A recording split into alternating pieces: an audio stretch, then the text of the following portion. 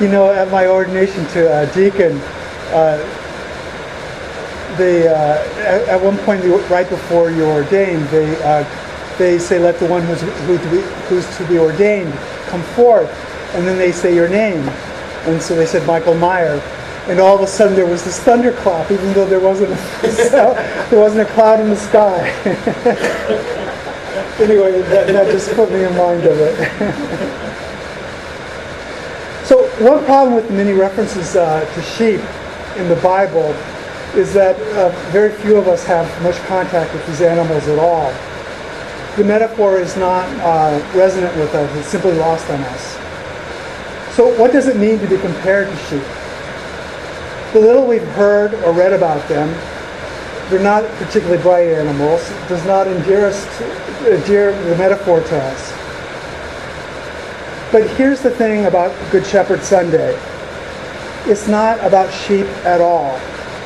It is about a shepherd. It is about the Good Shepherd. But even that designation is charged with meanings that can be lost on us. I am the Good Shepherd, says Jesus. The Good Shepherd lays down his life for the sheep. The life of a shepherd was anything but dreamy or picturesque. Taking care of sheep was dangerous, difficult, and tedious work. Shepherds were, as one commentator has said, rough around the edges, spending time in the fields rather than in polite society. When Jesus says, I am the Good Shepherd, that would be an affront to the religious elite. The claim had a certain edginess to it. A modern day equivalent might be for Jesus to say, I am the good migrant farm worker. So Jesus is doing in his gospel something that Luke does in his as well. You recall the parable of the Good Samaritan. Jesus tells a parable about a man who was mugged in the street and left for dead. Two members of Israel's spiritual elite, a priest and a Levite, pass him by and hurry on their way.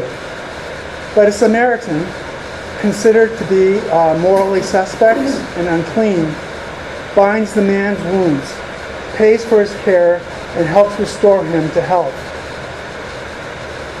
Jesus makes the Samaritan, this outcast, this foreigner, this morally suspect person, this person who could not be touched, Jesus makes a Samaritan the hero of the story, something that would have scandalized his hearers.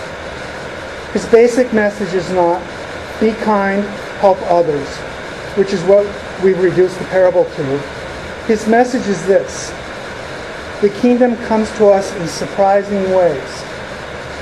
The kingdom comes to us in surprising ways, through surprising people, from people whom we perhaps have rejected, through a God who turns our expectations and our prejudices upside down. The Good Samaritan, the Good Shepherd, those who are lowly, dubious, suspicious, contemptuous, those discounted, counted out. The migrant farm worker, the Good Shepherd. Pay attention to these. God is probably at work in their midst. The Good Samaritan gives of himself fully to a saved stranger. The Good Shepherd lays down his life for the sheep. But what about what the Good Shepherd says? I have other sheep that do not belong to this fold. I must bring them also, and they will listen to my voice. This surely refers to the calling of the Gentiles. You recall, of course, that in Israel, there were us and them, and the them were the Gentiles, which was everyone who wasn't Jewish. So all the people who are outsiders. So Jesus talks about calling the outsiders, about grafting them into Israel. But we also have to ask what it means for our time. We tend to like fences and tidy borders. Let's build a fence against Mexico. Let's put a chain link fence around our house to keep our neighbors out. But the Good Shepherd does not seem to be interested in the kind of boundaries that keep the sheep separated from one another. There's a story told about Robert Coles going to interview Dorothy Day in 1952.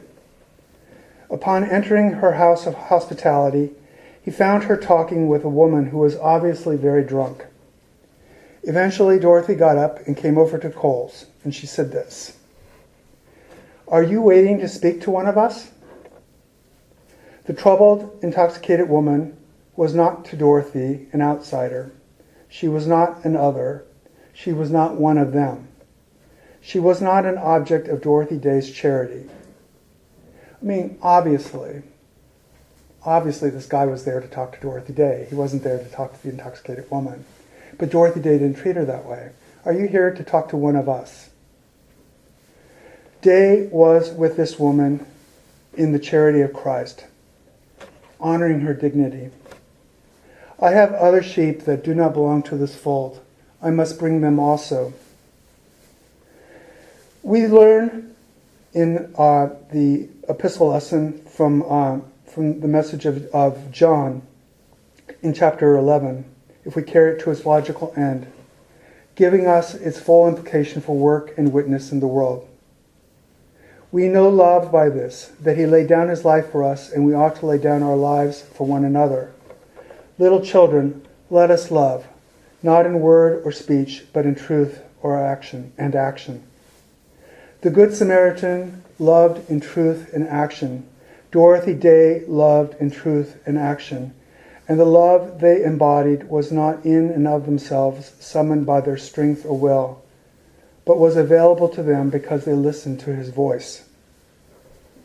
For those of us who gather at the Lord's table today, we are reminded that the Good Shepherd is the sacrificial lamb, that in laying down his life, he takes it up again.